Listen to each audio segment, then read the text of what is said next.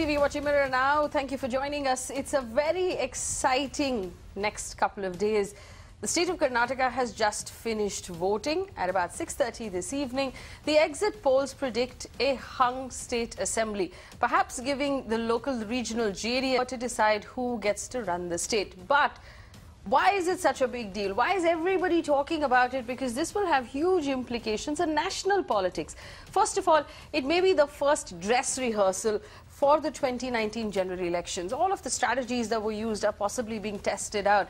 And remember, we broke stories on this channel over the last 1 month about how money was doing the rounds. Saris, pressure cookers, water cans, there were lots of things being offered, hard cash even being offered, to voters to bribe them for votes. Also, truckloads of alcohol that have been seized by the Election Commission. Social media being used extensively, as we even went into the war rooms of these two big parties to find out how they're using WhatsApp and Facebook to target us. But I'm going to go across to Aarti because the implications of what happens on Tuesday could perhaps have an implication on our next main general elections. Aarti?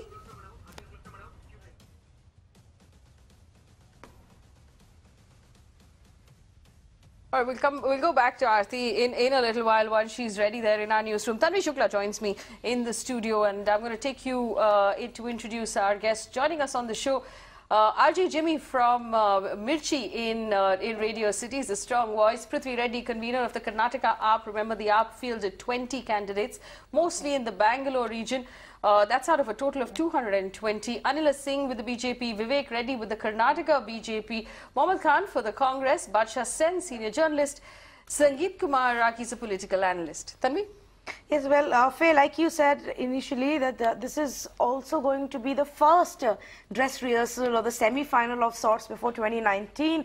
And we just want to also understand what could be the possible takeaways as we go into the next set of elections, which will then be very crucial states of Madhya Pradesh and Rajasthan before the parties then start looking at 2019, and whether or not what happens in Karnataka is able to change those dynamics.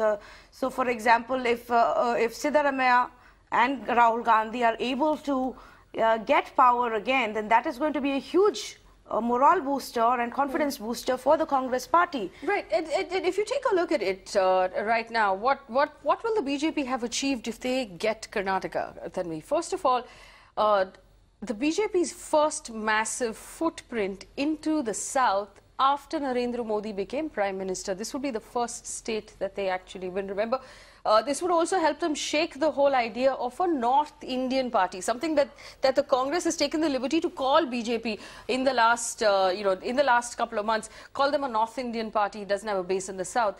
But if they win Karnataka, they'll achieve that base in the south. The second thing they'll have achieved is to reduce the Congress to Punjab, Mizoram and Pondicherry, which is a union territory. So coming closer and closer to that idea of a Congress Mukt Bharat, which a lot of BJP candidates have told us, a lot of BJP spokespeople have told us is their aim with these polls.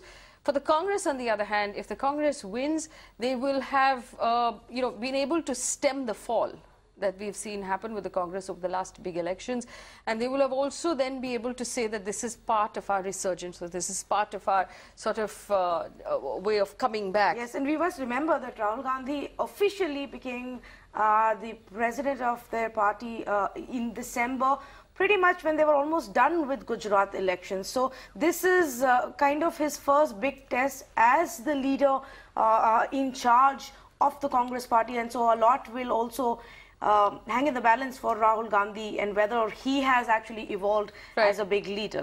Let's go across to Aarti. Aarti standing by. She's been going through our research. Aarti, what are the big implications of either a win or a loss scenario for these parties? Well, this is a high-stake election, no doubt, for both the BJP and the Congress. Let's just look at what's at stake for the Congress. Now, of course, if they win, they are still a force to reckon with. The Congress has been down and out. They've been losing election after election. So much rides on this particular election, and a win will really give them some much-needed momentum. Now, regional pride as a successful ploy. You spoke about this in your earlier show, Faye. Kannada pride, sub-nationalism, a separate flag, a separate anthem. These are issues that have been played up is this a template for further elections? Will sub-nationalism emerge as a model that they will follow in other elections? Well, if they win, they definitely have all reasons to. This projects the end of the Modi wave. Now, every election, of course, almost ends up being a referendum on Modi's government, and the Congress going into 2019 is most certain to project a win as an end of the Modi wave. Now, of course, it marks a resurgence ahead of 2019. Elections are largely about momentum, about the hawa, and you know, if they win this election, it will be the first win in a long, long time, and it will give them that momentum going into 2019. Well, of course, if the Congress loses, as you mentioned, they are reduced just to 2 states in 1 union territory, Puducherry, Mizoram and Punjab, out of which obviously losing Karnataka is going to be a huge dent because Punjab and Karnataka are really the 2 major states in which they are in power. Question mark over Raga's relationship, you know, as leadership, I beg your pardon. As Tanvi was mentioning, you know, he just took over a week before the Gujarat election. Since then, the Northeast debacle happened. So will he be able to regain ground that the Congress has lost? Well, that's as far as the Congress party is concerned. Right, Aarti, we'll come back to the scenarios if the BJP wins and what that means for the BJP nationally. But I want to bring in my panel at this point. I understand Mohammad Khan is already mic'd in. Mohammad Khan, very interesting election right now. What are the predictions within the Congress party in your Delhi headquarters at this point? Are you willing to make an alliance with the JDS? Is that the possibility? And what would this mean for Rahul Gandhi as party president if he falls shy of that magic number? Well, Faye, you asked me what are the discussions happening here in Delhi at our headquarters and amongst our team here. We have very little say in these matters. This is an election which has seen Rahul ji bring in a new model where he has given complete authority and autonomy to the state units. The state units have complete discretion to decide how to move forward. Insofar as an alliance with the JDS is concerned, I believe that question has been asked and answered.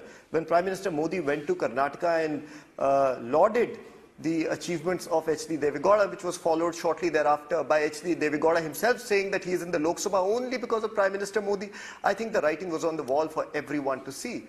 The BJP calls this Chanakya Niti, we call it politics of opportunism. I can assure you this much, neither in Karnataka nor in our Delhi headquarters is there any talk whatsoever of an alliance, because we are confident, and more so after these exit poll results, that we will be forming the government.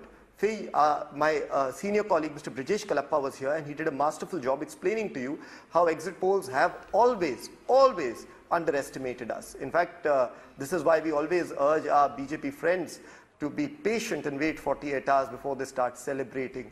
Goa, Punjab, Gujarat are all examples where we were predicted to fall short, and we gained more than 30% and the highest vote projection in our favor. And Gujarat, you still went ahead to lose, Mohammad Khan. I mean, you don't have a government in Goa, to be fair. So maybe the BJP knew something while they were, while they were celebrating, because they did go ahead to form that government. I want to bring in Mr Sen. Mr Sen, this is a point that is often raised. All right, 1 second. I'm going to interrupt you. The incumbent Chief Minister Siddaramaiah is making a statement in Karnataka. We'll just cut across to that.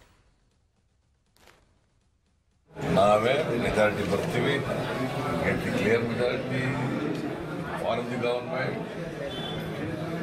ಅದರಿಂದ ನಾವು ಪ್ರಶ್ನೆ ಉದ್ಭವ ಸರಿ, ಹಳೆ ಮೈಸೂರು ಭಾಗಕ್ಕೆ plus ಆಗುತ್ತೆ ಅಥವಾ ಹೆಚ್ಚಿನ ಸೀಟ್ಗಳು ಬರುತ್ತೆ ಅಂತ ನಿರೀಕ್ಷೆ ಇದೆ? ನೋಡ್ರಿ, ಹಳೆ ಮೈಸೂರು 6 ಜಿಲ್ಲೆಗಳಲ್ಲಿ JDS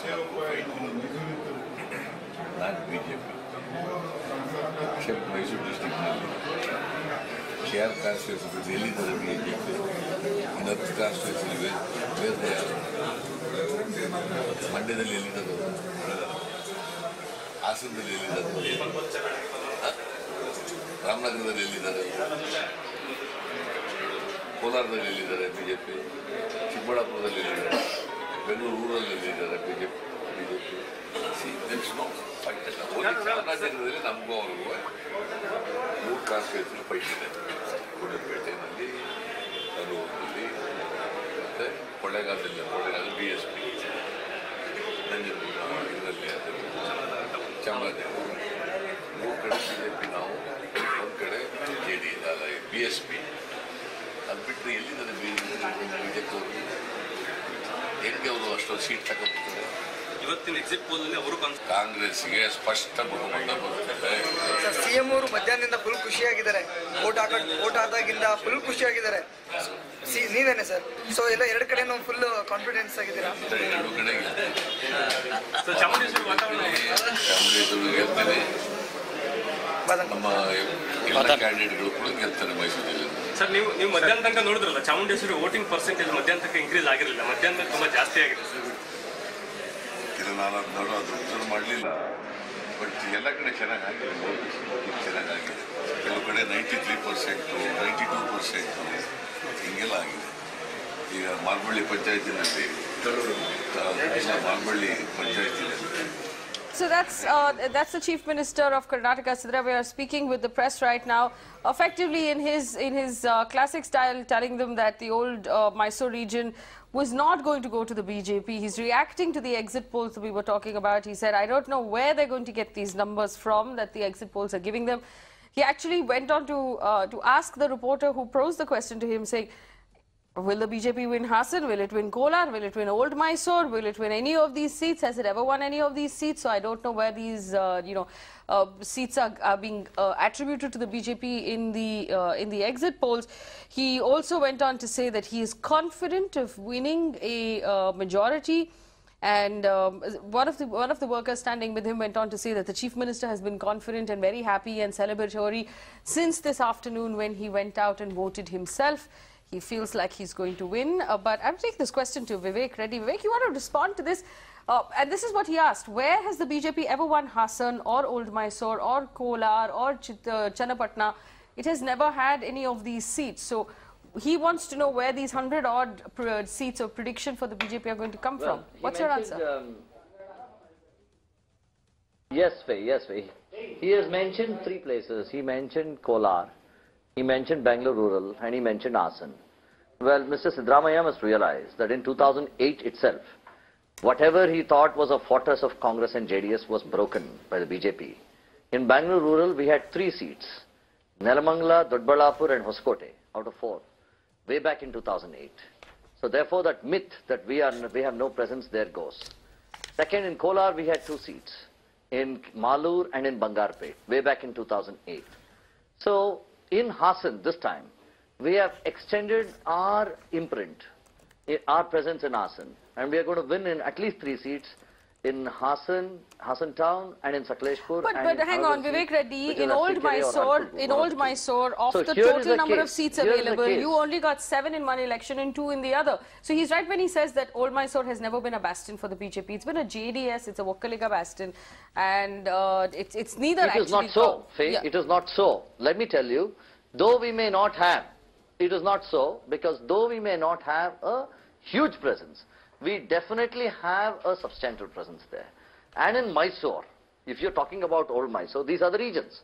In Mysore, in Tumkur, in Hassan, in Bangalore Rural, and in Kolar, and in Chikkalapur. Vivek Reddy, I might not know a lot of things, but I know my Karnataka, Vivek Reddy. Old Mysore has never been a BJP stronghold. It has always been a JDS-Congress fight. Absolutely. So you're saying that this time you're going to change it? These are places where we have already taken seats.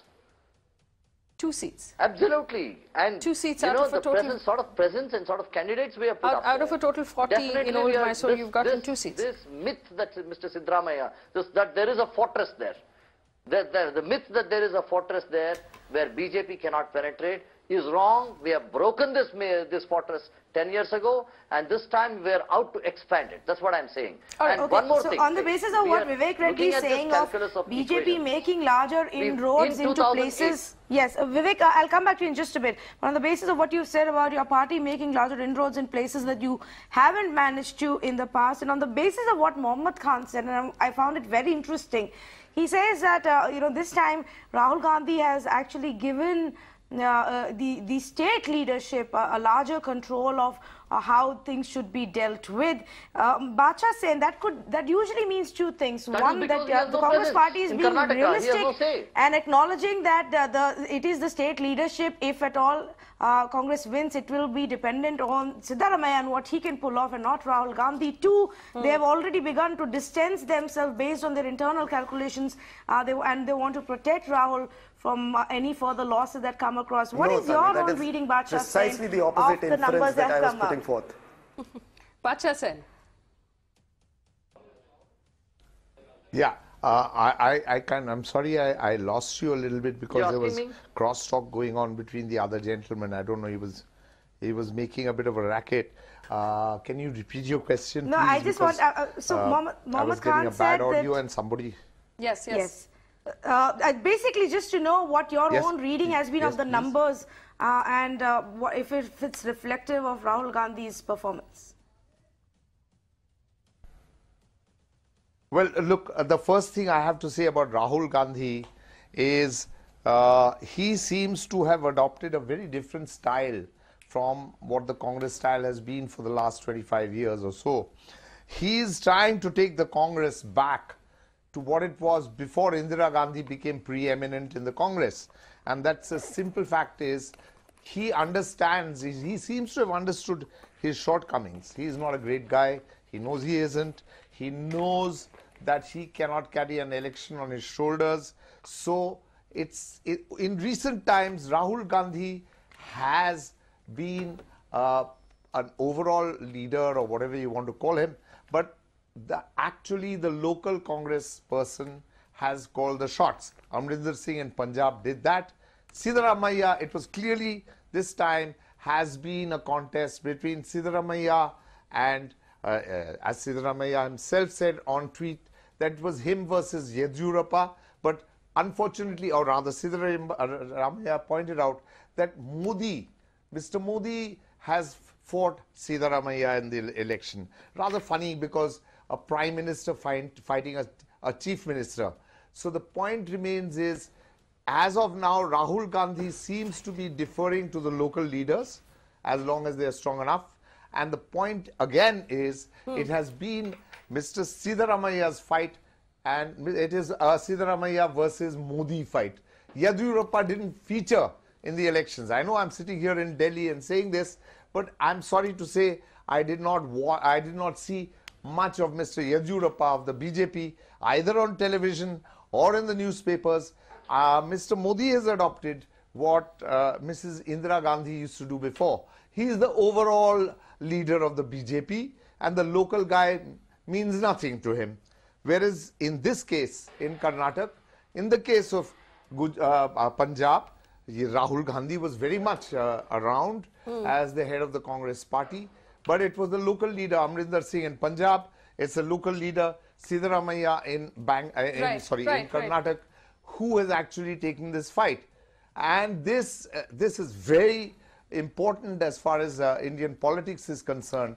It shows that the Congress, no matter what people say about dynasty and family, the Congress under Rahul Gandhi is going back to what it used to be. You had, before Indira Gandhi, you had Jawaharlal Nehru, but you also had Nijalingappa, you had B.C. Roy in West Bengal, you had S.K. Patil in Maharashtra. So the local satraps are going to make a big difference. Mr. Sen, may I tell you that while you were making your point, Faye, while Mr. Sen was making his point, both BJP and Congress raised their hands, so they were both in disagreement with what they're saying. Faye. Well, this is the big question, and we also have Sangeet Kumar who has his hand up. Let me just get a voice in from Sangeet Kumar. Sangeet, this is the question. If the BJP wins, they will attribute the win obviously to the Prime Minister. If the Congress wins, is it Rahul Gandhi's win or is it Siddaramaiah's win? Yes. Look, even a Delhi University local election in the university is won by the Congress party as student union, then the whole success is attributed to Rahul Gandhi. Number one. So this time, assuming that they are going to have a adverse impact, adverse result, they are distancing right from the beginning that no, it was not the Rahul Gandhi who was actually, pitching at the center of the entire discourse. Let me say to Badshah Khan that it was, Mr. Badshah Khan, you are not correct in assessment of Indira Gandhi. It was Indira Gandhi who virtually introduced the concept of centralized command system within the Congress party, and it was primarily because of that the regional. That's what I said. That's what I said, my dear fellow. You're talking rubbish. Just I said Indira Gandhi took the Congress backward. Please. All right, have patience. Surely. No, but Mr. Ragi, he said exactly the point you were making. Please. Look, just a moment. Rahul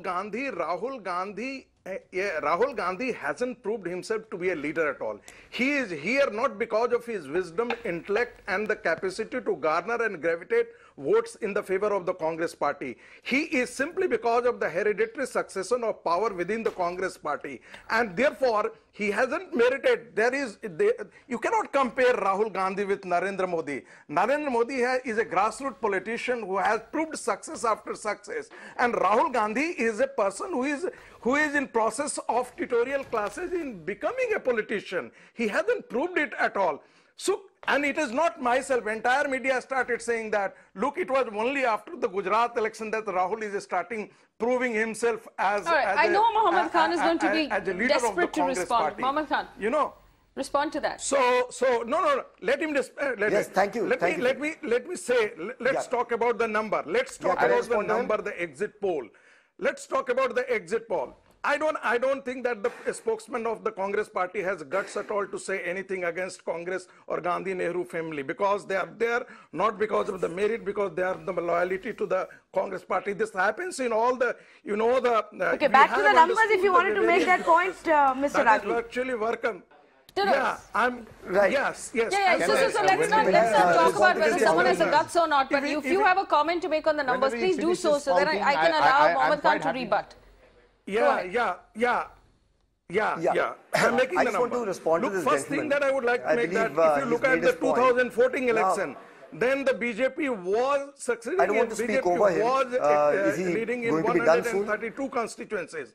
Number two, if we look at the exit polls, then the trend is, except for the two where the BJP is marginally behind the Congress party, rest all the exit polls have favored the BJP as the leading party. All right. Okay. Let Mohammed Khan respond. Mohammed Khan, respond to the statement first of all. Respond to the statement first. One second, Mr. Ragi. Mohammed Khan, respond to Mr. Ragi's statement that Rahul Gandhi cannot be compared to Narendra Modi. Well, I think that is an uncharitable statement because, first of all, he is not giving Rahulji his due. It's very in vogue, right, to come out and bash Rahulji and say, oh my God, look, let's tie into this narrative that the BJP has spread over the last 3 years. But the truth is, these people are frightened of Rahulji. They're petrified. One tweet of his gets 4 cabinet ministers to come down and say, please don't take him seriously. There was an off-the-cuff remark about prime ministerial ambitions, and the prime minister landed up to say, please don't take it seriously. So, sir, you may wax eloquent here, but the truth is, the leader of the BJP is frightened. I absolutely agree with you. You can't compare Rahulji and Prime Minister Modi for the simple reason that Rahulji hasn't misled the people of an entire state for 15 years and the people of an entire nation for 4 years. Rahulji practices a very honest brand of politics, and to the gentleman in the blue kurta, this is why we are congressmen. Because we believe in the cause, we believe in the ideals of our party. We stand here before you and you're trying to spin our words to say that we are saying, oh, trying to distance himself and all that. No. He is right at the forefront. Whether it's bouquets or brickbats, Rahulji stands there, looks these people in the eye and answers their questions. He has the courage of his convictions to take a press conference, an unscripted press conference, which the person who you're a mascot for today refuses to do so. It so is the problem is, does he have competence, Mohammed Khan? That's the big question. But the truth is, does he have competence to govern this country? The country knows all these grand words are beautiful. The country knows it very well that who has the guts to lead the press conference. In Gujarat, when they were talking about a Congress Mukt Bharat, what is this, Mohammed Khan? Gujarat, half the Gujarat Assembly is congressmen. What is this you're talking about? Every single 4 out of 6 by-elections to the Lok Sabha, I the think last ones Mohammed have been Khan, won by the Congress. you must can come blind down to yourself, ground you can be reality. myopic, you can serve a particular narrative, simply but talk you in the can't air. take away from the fact that the people are waking up to your lies. Well, let me bring in Jimmy Xavier. 1 second, gentlemen. Let me bring in Jimmy Xavier, who's our citizen voice. Jimmy, I want to ask you this question. For the people in Karnataka, did the people in Karnataka vote for Narendra Modi and Rahul Gandhi, or did they vote for, say, Siddaramaiah and Yediyurappa and Kumaraswamy, which is normally what they do? Okay, so if you look at the campaigns that happened in the state, there was a very stark difference between how BJP had led their campaign and how Congress led their campaign. BJP at the center of their campaign, in all their collaterals and all their creatives, it was Mr. Modi and Mr. Amit Shah, and Yediyurappa was languishing somewhere in the background. Whereas in the Congress campaign, it was very clear that Mr. Siddaramaiah was right up front and everybody was around him. So in that sense, we were very clear about who they were pitching, right? Mr. Yediyurappa seems a bit nervous.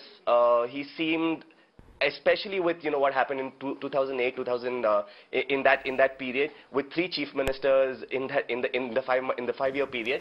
I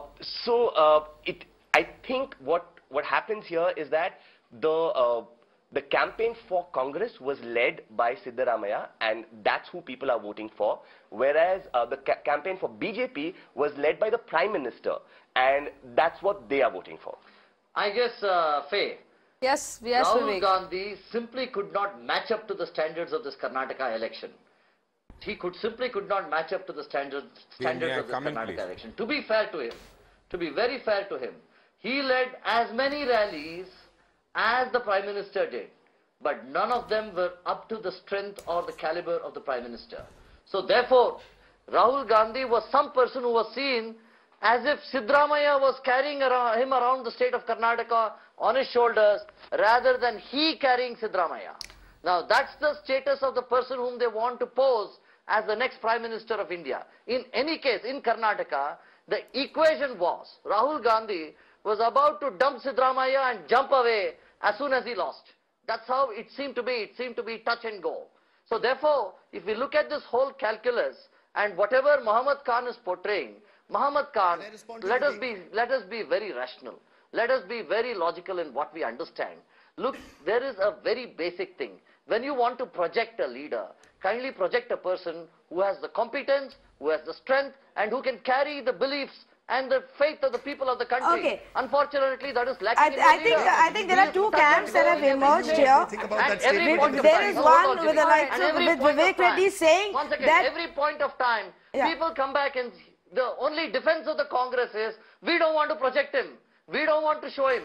Well, you know, Vivek Reddy, in places where your party hasn't been very confident of winning, you've also protected your key candidate's face. For example, Bihar, where he wasn't exposed too much to what was happening on ground. So I think each party does that when it comes to the top leader. The larger question here, which everybody seems to be taking a stand on, is what Mohammed Khan said, what you said, and what Badsha said. And let me go across to Prithvi Reddy on that. 1 minute, I'll come back to you. Prithvi Reddy. Not at all. Prithvi Reddy, is the decision of the Congress party to give more space and responsibility to the state leader a sign of Rahul Gandhi's leadership, or because of weakness of Rahul Gandhi's leadership? That's the misconception. The actuality is they did not want Rahul to bear the brunt of the loss. Yeah, let's ask others. They thought it will be a phenomenal loss. Prithvi Reddy, please. And they wanted to keep Rahul away.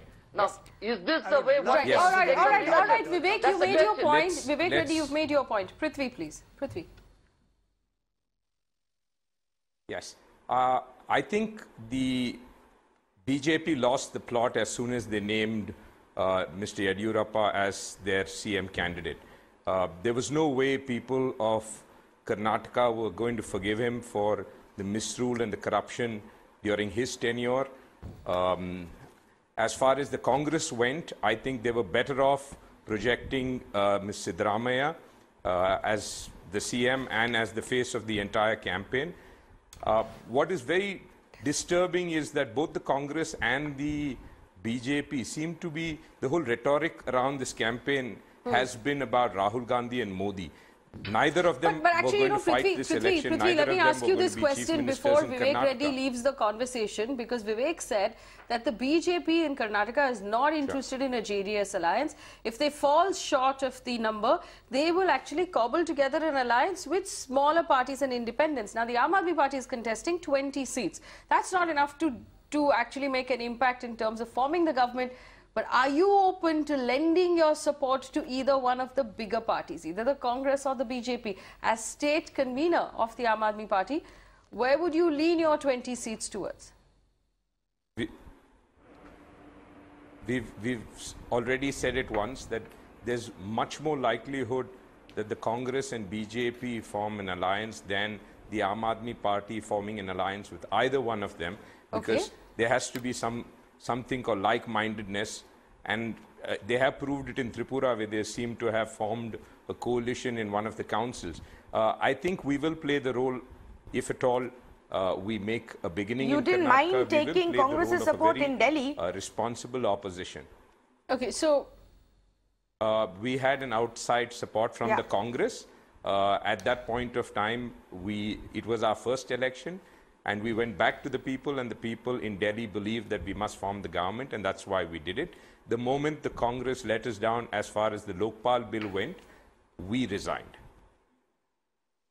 Okay, so Prithvi Reddy, they're contesting 20 seats in Karnataka for the Aam Aadmi Party, but saying that there's no possibility of an alliance. So any of these 20, even one or two, is going to be in opposition from what Prithvi says. Let me take this question back now to Sangeet Kumar. Sangeet, what if the BJP falls short? If the BJP falls short, who are the possible alliance partners you see in Karnataka?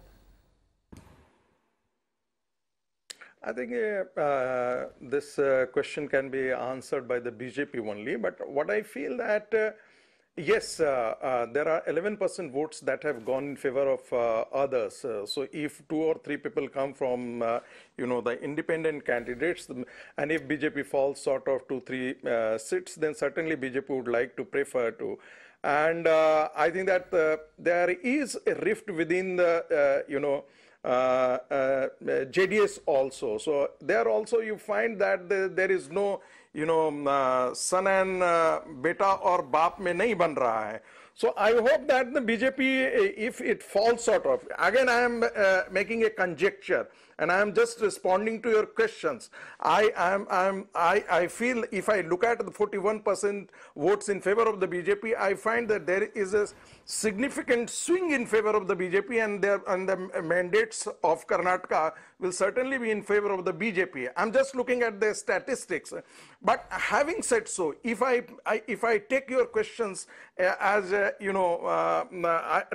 I have to respond to, then I would say that the BJP will explore the possibility of with the JDS also. And in politics, it happens. Okay. All right, let's open this up right now. I want to open up the panel and bring in Anila Singh as well, who's just joined us. Prithvi Reddy wants to respond. Prithvi Reddy, go ahead. No, Mr. Reddy. Yeah. Mr. Reddy, everyone has seen that, the moral principle that the Aam Aadmi Party has adopted No, one at a time. I can't understand both of you. Prithvi Reddy first. Prithvi Reddy, please. Yes. I was saying, forget about support of independence, etc. I won't be surprised if the BJP were to fall short if they have a repeat of the Operation Kamla they did to get to power. And they would use not just money power, they would use threats of the CBI, the IT raids, etc. Let Anila Singh respond. Anila Singh has joined us from the BJP. Anila Singh, do you want to respond to that? Or can she not hear us right now?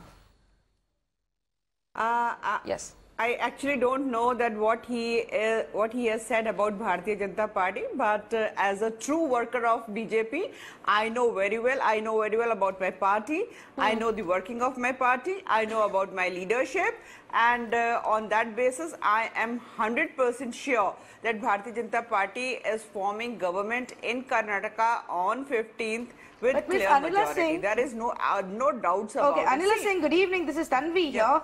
Amit Shah's target, Amit Shah is usually very correct with his targets that he sets for any elections. He was very skeptical this time around, and then I believe he came out with a number of 130. None of the exit polls are even close to that number of 130. Why are you so confident then that your party is going to come back to power or come to power?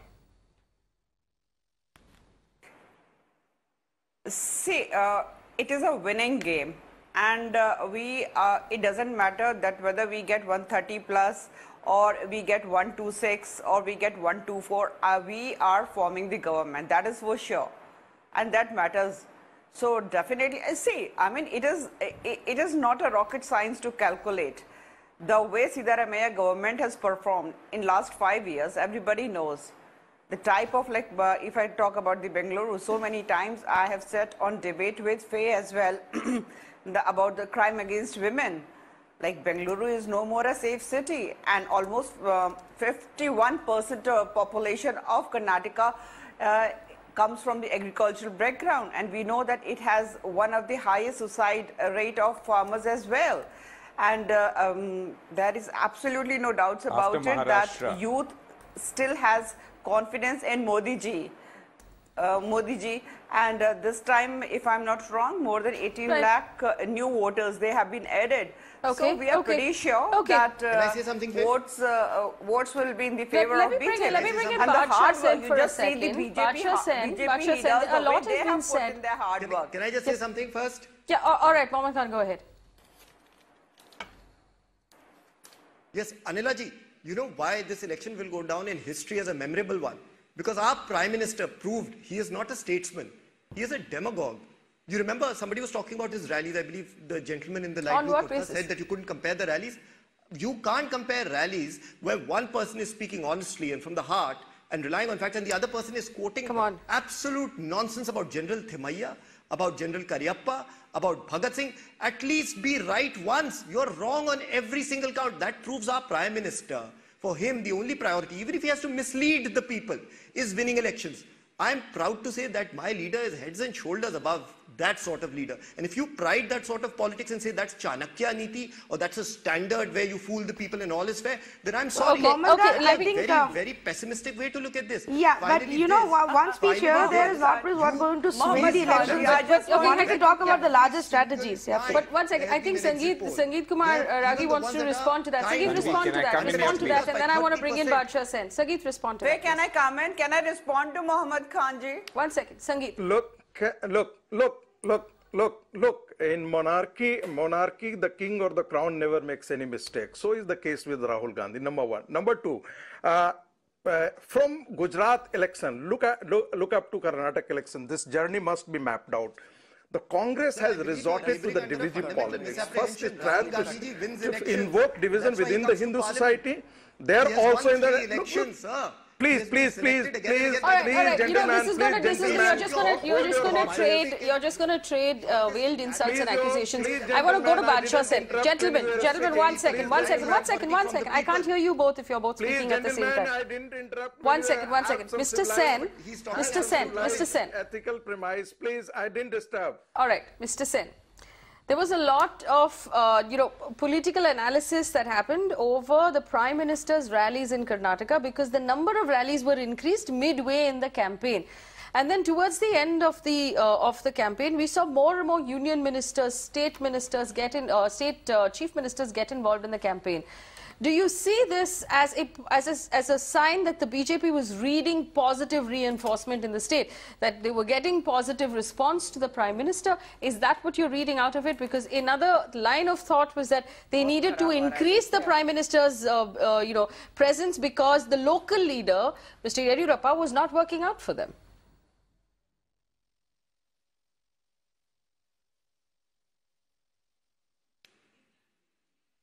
Are you addressing me Yes, or yes, those I other am. guys Yes, who are I am. yelling and shouting? No, no, I'm addressing you. You're addressing me. Yeah. Okay. First of all, I'm not going to go into the results. It's going to happen 3 days from now. So who cares, you know, between you, me and the doorpost, what the exit poll says. 5 exit polls, 3 say the BJP is ahead, 2 say the Congress is ahead. There's no point in predicting all this. The only thing that I've seen as a reasonably seasoned analyst over the last 40 years as a journalist is the transition or rather transformation of Rahul Gandhi. I don't care what these other guys are saying. Yes, now he's shouting. This guy just, you know, you please keep quiet for 2 minutes. All right. The Rahul Gandhi was an idiot in 2014. He was a guy who people laughed at. All right. Modi continues to bait Rahul Gandhi. If there is a certain standard to this debate, then people like that should not be allowed to call my leader names. Hello? No, sir, I will not keep quiet. I'm calling him a name in an ironic sense. Please keep quiet. If you let me speak, you will understand what I'm saying. No, no, let me finish, Mohammed Khan, and then I'll give you a chance to take over. Don't interrupt. He is batting for you. I would urge you to watch your words. Okay, Mohammed Khan, calm down, please. I will Let him revise finish my his statement. point. I think there was a larger point he was trying to make Tell this guy in to keep favor quiet. of your leader, Mr. Bacha Sen. Yes, continue. I am saying, right. Rahul Gandhi was a figure of fun in 2014. No, keep quiet. Rahul Gandhi was a figure of fun in 2014. Today he is not. Today he is taken very seriously. There has been a transition from 2014 to today. This idiot from the Congress doesn't understand what I'm trying to say. If he allowed me to speak, he would understand what I'm saying. All right, let's not do this because this will completely derail the conversation if we start calling each other names. But I don't understand. All right, but let's distill it. All right, Mohammed Khan, distill the comment. All right, I won't use it. Yes. All right. Mr. Mohammed Khan, there's some use of the words even against the Congress spokesperson. 1 second, one at a time, please, one at a time. I believe that Mr. Bacha Sen was saying Rahul Gandhi has now moved to be taken seriously as a politician. Yes, let's move on. The big thing that has taken place, the big thing that has taken place, see, as far as the exit polls are concerned, we will understand who's winning, who's losing on in 3 days' time. I am saying that the significant factor that has emerged in this election and to some extent in the Punjab and Gujarat election is the coming of age of Rahul Gandhi. I hope that the congressman understands what I'm saying. All right. So the coming of age of Rahul Gandhi, he's been described in various factors by Mr. Modi. The problem here is Modi has remained in the same place as he was in 2014. Rahul Gandhi is different. All right. Now, I am just speaking as a political analyst. I don't know Mr. Mohammed Khan what he's speaking about. The point I'm trying to say is that Rahul Gandhi has understood his shortcomings. Mr. Modi is fighting election after election. Even today, Mr. Modi is sitting in Nepal and fighting this election through the television, ringing bells in various temples. He's gone to Muktinath, he's gone to Pashupatinath, he's gone to the Sita temple in Janakpur. Don't you think that political analysts have said enough? Okay, all right, let me interrupt you. Okay, Mr. Sen, let me get responses. Mohammed Khan, do you still want to take offense? May I come in, please? Yes, one by one. Mohammed Khan, are you still taking offense? I would say this to Mr. Bacha Khan. Mr. Bacha Khan, well, listen, I have no objection to you raising your voice. Mr. Bacha Sen. The party to which I belong. But Bacha Sen, Mohammed Khan. Mr. Bacha Sen, sorry, I apologize. That is not the culture to which we belong. And of course, we don't take objection to what you're saying. I had an objection with regard to the intemperate language you use for my leader. You can call me whatever names you like. Please go ahead. I think it displays a certain lack of class, but that's you understand irony, but Mr. Khan. Ultimately, I agree with your assessment. Extreme language. But you understood my point. Okay, one at a time. Mohammed Khan. Befitting the stature of this channel. That's all I'm saying. All right. Anila Singh wants to respond. Anila Singh, go ahead, please. Yeah. See, to start with, I really, I respect what your political analyst has just said. It is his analyzation, whatever he is remarking about Rahul Gandhi ji or Narendra Modi ji. And just now he said that Rahul Gandhi ji has developed wholesomely since 2014, and Narendra Modi ji is there only. Now, Narendra Modi ji has become world leader in today's date, and he has his following in the country and out the country. So we cannot deny this fact, and it won't be fair if we compare two leaders, Narendra Modi ji and Rahul Gandhi ji, with each other. If we have to compare, we can compare two national party Ms. Singh, your point taken. I actually wanted a quick reaction from... May I come in, please? Yes, before we come to you, I want a reaction from the citizen. Let's go across to RJ Jimmy first. National President puts in. Let's go across to Jimmy's. You had a question for Jimmy? Yes, actually I did, because the whole conversation has now moved towards the evolution or no evolution of Rahul Gandhi, and let's ask a citizen how people have actually viewed this on ground in this campaign trail, because a lot will matter if he's actually managed to communicate this change to the citizens in Karnataka. Then maybe they'll manage to do that in Madhya Pradesh and Rajasthan going forward. So Jimmy, what's your view? I think he has. Because the general sentiment has moved away from him becoming a laughing stock to saying that he's saying smart things, he's saying interesting things, and he's saying sensitive things. There have been multiple meetings, so to speak, in the city and in the state, and I know friends who've gone for these and have come out saying, I was completely mistaken, because there's so much propaganda, there is so much of name calling, and he's always, everybody makes fun of him, made fun of him, but he's actually really funny, he's warm, he's sensitive, and he's very intelligent. And I think that this is I don't know his name, but the analyst was saying this is a transformation. It's a huge transformation for him from. Jimmy, tell me this: you're obviously, you work for Radio Mirchi, you're the morning RJ, which means that you are in touch and you listen to a lot of young people, communicate with the young people. We've seen a lot of this battle happen on social media, and I do believe that this is how elections are possibly going to be fought in the future as well. How much has that influenced how people are voting or have voted this time? Evolution doesn't last long. Go on, Jimmy. I think that's a function of, and I don't have the numbers obviously to back me, but I think that's purely a function of what is the target, what is the audience that has turned out for voting, what is the SEC, what we don't know that, community they belong to, what what economic class they belong to, and how much of them are actually accessing social media in that sense, right?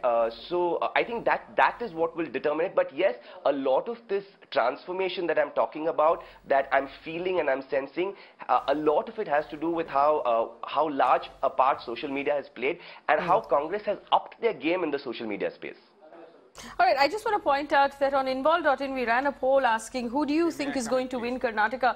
It started off with the Congress getting a sharp lead, but it's corrected now. It says BJP 49%, Congress 42%, and only 8% of those viewers voted for the JDS. So it seems, even on Involve and social media, it seems like exit polls. On Twitter it's a slightly different poll, but we'll give that some time. So we have one more win. Can I? Unfortunately, we've run out of time, I understand, and it's time for us to wrap up. But I want to thank our panel. We'll have largely similar people with us on the 15th, which is election results day on Karnataka. It's a big day. It's important not just for the people in Karnataka, but for the people across the country. It's a clear mandate, really, as to what will happen in 2019. Will the BJP achieve its clear said goal of a Congress Mukt Bharat? Remember, if it wins Karnataka, it will then reduce the Congress to Punjab, to Mizoram and Pondicherry. And will the Congress have managed to hold on to this state and form some sort of resurgence after its spate of big losses in various other state elections? big day on the 15th. We'll be right here. Tanvi and I will be right here all day as we bring you the results 6 a.m. onwards. Stay with Mirror now.